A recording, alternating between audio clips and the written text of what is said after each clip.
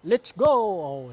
Flex ko lang ng konti yung pinapractice kong posing routine para sa sports model na kategory. Pang ilang araw ko pa itong pinapractice kasi nung nakaraang araw ko pa lang kasi nakikita kung paano pala posing para medyo alanganin kasi siya. Alanganin siyang bodybuilding or classic. Tapos alanganin din means physique. Kaya, ayun, pinapractice ko siya para ano. Kasi alanganin naman pagka bodybuilding or classic physique yung gawin kong ano. Yun naman yung naisip kong style. Parang alanganin siyang, yun lang yung rear double bicep lang. Yun lang yung parang classic or bodybuilding. Ito namang 3/4 na posing.